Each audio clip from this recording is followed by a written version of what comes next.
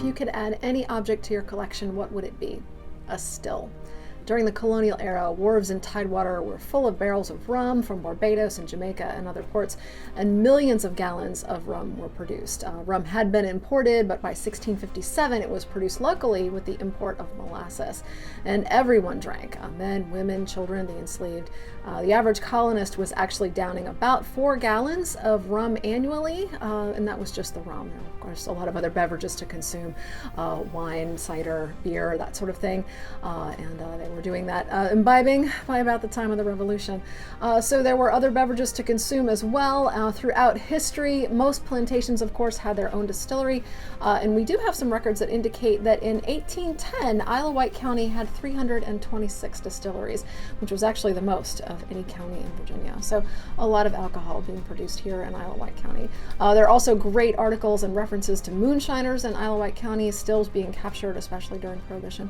So that's why we'd like to add a still to the collection so we could tell that story here. If you have a still, please let us know. We'd love to be able to add it to our collection. At night, when all the exhibits come alive, who makes the best conversation?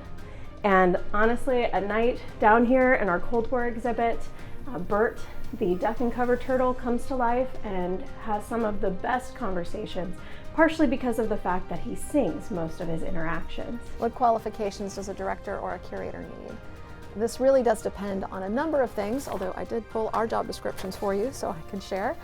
This depends on the type of institution that you're working for, the size of the institution, but typically to be a museum director, you do need a master's degree, preferably with an emphasis in museum studies or archaeology, anthropology, public history, public administration, historic preservation, architectural history, or a related field, or up to 5 years of high-level museum management experience. So museum directors really kind of serve as the chief operating officer for the institution that they're serving, responsible for direction, interpretation, preservation, overseeing where the museum's headed, its PR, its focus. And so certainly at least a bachelor's degree, if not more, a lot of experience, the understanding of museums, their day-to-day operations, giving lectures, outreach programming, excellent communication skills, and the like.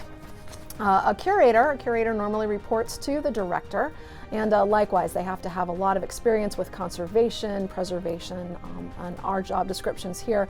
Typically the curator needs at least 1 to 3 years of experience with museum artifacts. Really, a museum curator is in charge of the stuff. That's the way of just kind of getting right to the punch there. But in charge of the stuff, you need to understand how all the stuff is taken care of, how you can store it properly, and make sure that you give it a long life. What surprised you when you took this job? What surprised me the most was just how integrated the Isle of Wight County Museum is within this community, how many different projects that we do in this community as well, and just the multitude of projects sometimes too that we're juggling at different times. We've got a sign project right now that we're working on with Smithfield 2020 about updating some of the signage, and just a lot of different projects going on at once. We have our new Civil War Trail sign that just got installed right over here. So it's amazing just how much the Isle of Wight County Museum ends up doing within the community. Do the objects displayed need to have approval from other folks than the director? This answer does depend on the size of institution that you're working for, the type of institution that you're working for, but here at the Isle of Wight County Museum, the curator and I make those decisions together as to what objects will be on display for the public to see. What is your favorite artifact within the museum collection? I don't necessarily have a favorite artifact yet, that's just one that I'm totally obsessed with.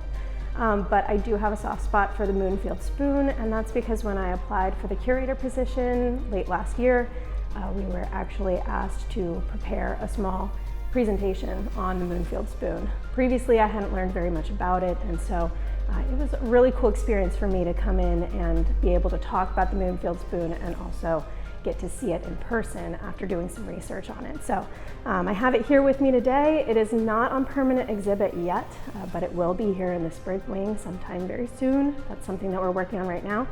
And the Moonfield spoon was found on the Moonfield farm in the 1960s by the DeShiels, and it is probably about a 1650 spoon and one of just the most intact and just a really wonderful piece because of how in shape it is too. It's in fantastic condition.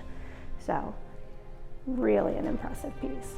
Is your museum haunted? We've actually had a couple of groups come in to investigate that very thing, and they haven't found anything concrete, but a couple of separate groups have said that they have felt a presence down here in the basement.